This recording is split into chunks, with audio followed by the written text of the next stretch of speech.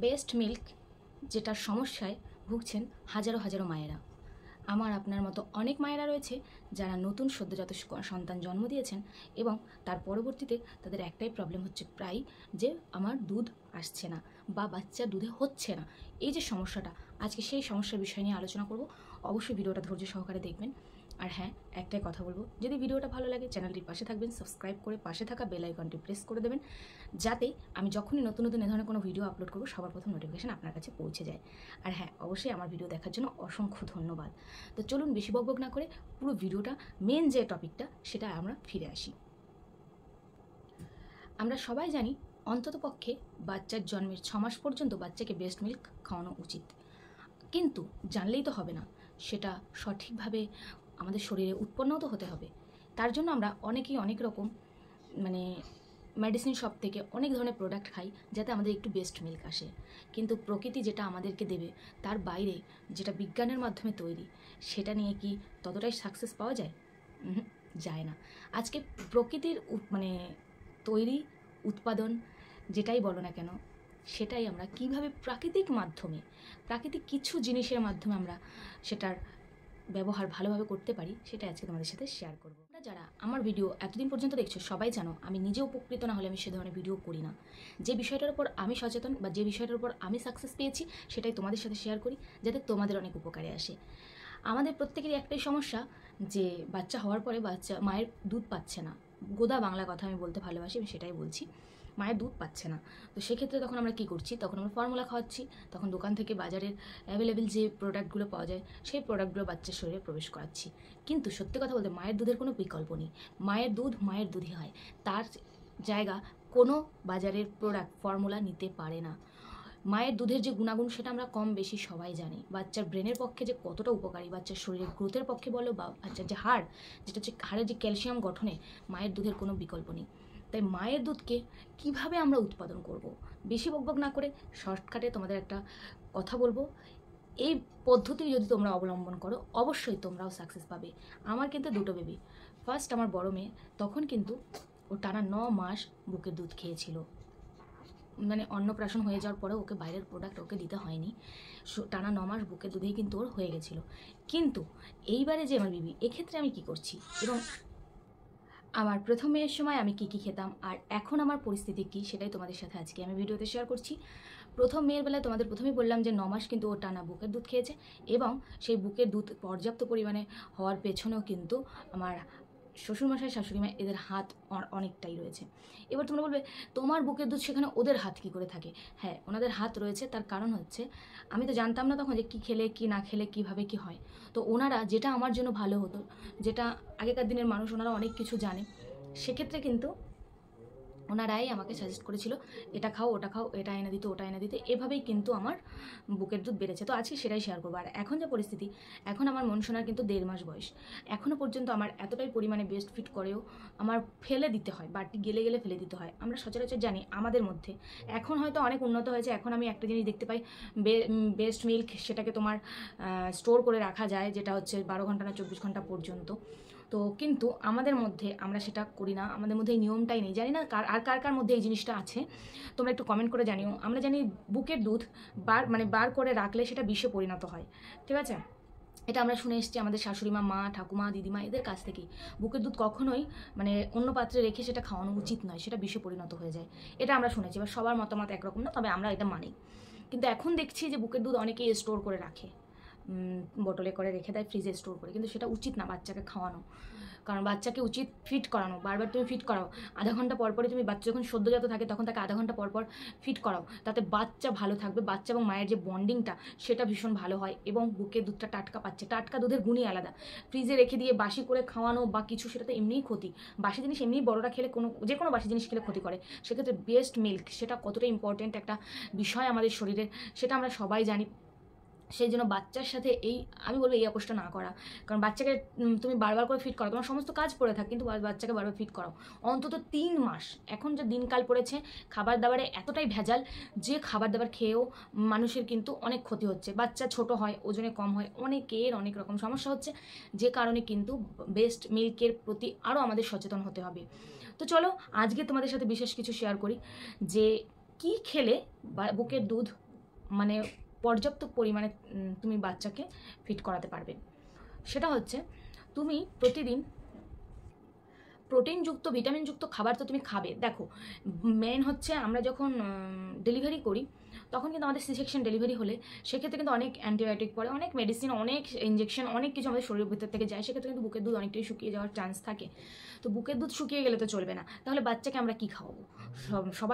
সবাই চায় যে বাচ্চা আমার দুধ পান করুক, এটা আমরা সবাই চাই, সব মায়েরা চাই। কিন্তু আমরা চাইলেই তো হবে না, তার জন্য আমাদের কিন্তু প্রোটেকশন নিতে হবে। তার জন্য আমাদের সেই পরিস্থিতি ব্যাপারটাকে মাথায় নিয়ে এগিয়ে যেতে হবে যে কীভাবে বুকের দুধ আসবে। তো আমার কিন্তু হসপিটালে থাকাকালীন 2 দিনের মাথাতেই কিন্তু আমার বুকের দুধ চলে এসেছিলো, এবং এতটাই পরিমাণে এসেছিলো আমি তোমাদের সাথে শেয়ার করি। আমি যে নার্সিংহোমে ভর্তি ছিলাম সেখানে কয়েকজনই এরকম বাচ্চা একদমই বুকের দুধ পাচ্ছিল না, তো ওরা কিন্তু আমার বুকের দুধ খেয়েছে। আমি হসপিটালে যে 4 দিন ছিলাম, মানে 2 দিনের মাথায় বুকের দুধ এসেছে, 2 দিন কিন্তু আমার বুকের দুধ খেয়েছে। এবার অনেকেই বলবে দিদিভাই এর দুধ ও খেতে নেই, কিন্তু কি বলো তো, মায়ের দুধের কোনো রকম কোনো জাতপাতও হয় না, কোনো রোগও হয় না। মায়ের দুধ মায়ের দুধই হয়। এই জিনিসটা যারা বিশ্বাস করে, মন থেকে যারা মানে, তারা প্রত্যেকে যায় মায়ের দুধ পাক। এটা যার যার ব্যক্তিগত ব্যাপার, যে যার মতো করে খাইয়েছে। বা আমারও ভালো লেগেছে যে 2টো বাচ্চা খেয়েছে বা 3টে বাচ্চা খেয়েছে, তারা একটু শান্তি পেয়েছে। এটা হচ্ছে মেন ব্যাপার। এবারে বলি, তো আমি হসপিটাল থেকে আসার পর থেকে, হসপিটালে থাকার পর থেকে কিন্তু আমার প্রচুর পরিমাণে বুকের দুধ এখনও পর্যন্ত সেই একই লেভেল রয়েছে। কীভাবে রয়েছে? তুমি প্রতিদিন প্রোটিনযুক্ত খাবার খাও, প্রত্যেকদিন একটা করে ডিম সিদ্ধ খাও। দেখো আমরা মধ্যবিত্ত ফ্যামিলি, আমাদের পক্ষে সম্ভব না প্রতিদিন শিং মাছ মাগুর মাছ প্রতিদিন খাওয়া। হ্যাঁ আমি খেয়েছি, টানা 15 দিন আমি শিং মাছ প্রচুর খেয়েছি, 2 বেলা শিং মাছ খেয়েছি, কারণ রক্তটাও দরকার শরীরে। সেক্ষেত্রে কিন্তু ভালো প্রোটিন খাবার কিন্তু আমাদের বুকের দুধ আনতে অনেকটাই সাহায্য করে। এবার দেখো সবার ঘরে সব কিছু থাকে না, সবাই কিন্তু পারে না, অর্থনৈতিক অবস্থা সবারই একরকম থাকে না। সেক্ষেত্রে কিন্তু আমাদের যেটা, দেখো আমাদের ঘরে মুসুরির ডালটা কিন্তু সবার থাকে, মুসুরির ডাল সবার থাকে। বা ডিম, একটা ডিম তুমি খেতেই পারো। এবার অনেকে বলবে আমার একটা বাচ্চা আছে, বড় বাচ্চা, একটা ডিম সিদ্ধ করলে তো আমার সবাই, মা তো আমি, আমার মনে হবে আমি বড় বাচ্চাটাকে একটু দিই। কিন্তু তোমাকে খেতে হবে, অর্ধেকটা হলেও তোমাকে খেতে হবে। এবং তুমি যাই খাও না কেন, তুমি যদি প্রত্যেক দিন 1 বাটি মুসুরির ডাল খেতে পারো, প্রতিদিন 1 বাটি মুসুরির ডাল, পাতলা জল হোক বা সেদ্ধ ডাল হোক, তুমি যদি প্রত্যেক দিন 1 বাটি ডাল খেতে পারো, তাহলে কিন্তু তোমার বুকের দুধ কোনোভাবেই কমবে না। এই জিনিসটা তোমরা পরীক্ষা করে দেখতে পারো, আমি আশা করি তোমরা ফল পাবে। যেটা আমি পেয়েছি, আমি উপকৃত হয়েছি, তাই তোমাদের সাথে শেয়ার করছি, নচেত কিন্তু মিথ্যে বলার কোনো আমার প্রয়োজন ছিল না। এবার বলি, দেখো যেটাই বলবো, আমার শরীর, সবার শরীরের মানে ব্যাপারটা একরকম হয় না, কিন্তু মুসুর ডালে প্রচুর গুণাগুণ তোমরা সবাই জানো। এরপরে আর একটা জিনিস বলবো, তুমি লাউ শাক খেতে পারো। লাউ শাকের ভীষণ গুণ বুকের দুধ বাড়ানোর জন্য। লাউ শাকের মতো কোনো কোনো উপকৃত মানে জিনিস আর মনে হয় না। তুমি মসুরির ডাল খাও, লাউ শাক খাও, ডিম সিদ্ধ খাও প্রতিদিন। লাউ শাকটা প্রতিদিন খাবে না, তার কারণ আমি বলি, কারণ যেহেতু সি সেকশন যাদের, নর্মাল ডেলিভারি যাদের, তারা প্রতিদিন খেতে পারো, কোনো প্রবলেম না। কিন্তু যদি সি সেকশন, তারা প্রত্যেকদিন লাউ শাক খেলে বাচ্চার ঠান্ডা লেগে যেতে পারে, সেটা মাথায় রাখতে হবে। এবং পেঁপে খাও, পাকা পেঁপেটা খাও, পাকা পেঁপে খেলে তোমার বুকের দুধ বাড়বে। যেগুলো মোটামুটি আমাদের আয়ত্তের মধ্যে, আমি সেগুলোই বলবো। আমি কোনো রকম ভিআইপি তোমাদের লিস্ট দেবো না, যেটা সাধারণ মধ্যবিত্ত ফ্যামিলিতে চলতে পারে সেটাই বলবো। আর এটাও বলবো না প্রতিদিন তোমাকে ওই কটা খাবার খেতেই হবে, এটাও বলবো না।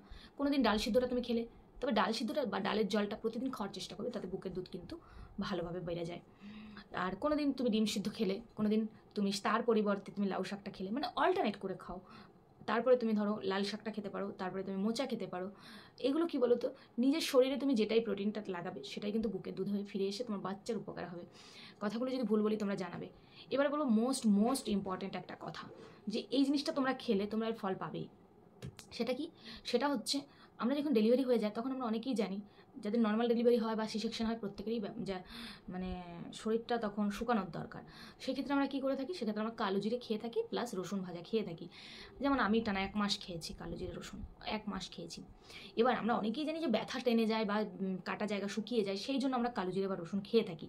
কিন্তু না, এটা কিন্তু বুকের দুধ বাড়ানোর জন্য আরও একটা উন্নত ব্যাপার, যেটা হচ্ছে কালো জিরা রসুন। কালো জিরাটা তুমি শুকনো ড্রাই, অনেকেই জানো আবার অনেকে জানো না, তাই বলছি। শুকনো খোলায় বা শুকনো কড়াইয়ে তুমি যদি তেলে নাও কালো জিরাটা, তারপর তুমি কয়েক কোয়া রসুনের পরিমাণটা বেশি হলে তো আরও ভালো হয়, কিন্তু যা দাম জিনিসের এখন, বেশি বলি কী করে বলো। তো যাই হোক 4-5 কোয়া রসুন নিলে, এবার তুমি ওটাকেও ড্রাই রোস্ট করে নিলে, শুকনো খোলায় ভেজে নিলে।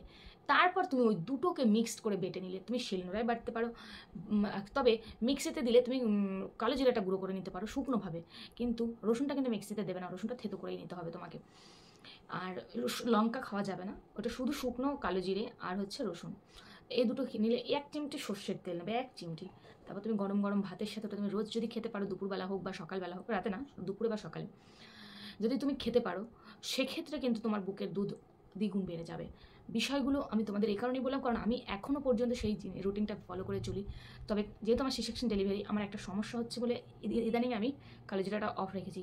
তো সেটাও আমি তোমাদের সাথে নেক্সট ভিডিওতে শেয়ার করবো। নেক্সট আমি কটা দিন যাক, আর 2-4 দিন যাক, কারণ আমি ঠিক করেছি, যেহেতু আমি বললাম না, আমি উপকৃত নিজে যেটাতে হব সেটাই তোমাদের সাথে শেয়ার করব, যেটা উপকৃত হব না সেটা তোমাদের সাথে বলবো না। তো আমার আর 2-4 দিন গেলে আমি তোমাদের সাথে বিষয়টা শেয়ার করব, যে সিজারিয়ান হওয়ার পরে কিভাবে আমরা খুব তাড়াতাড়ি খুব দ্রুত সুস্থ হতে পারি, কি খাওয়া উচিত কি না, কিভাবে চলা উচিত কি না।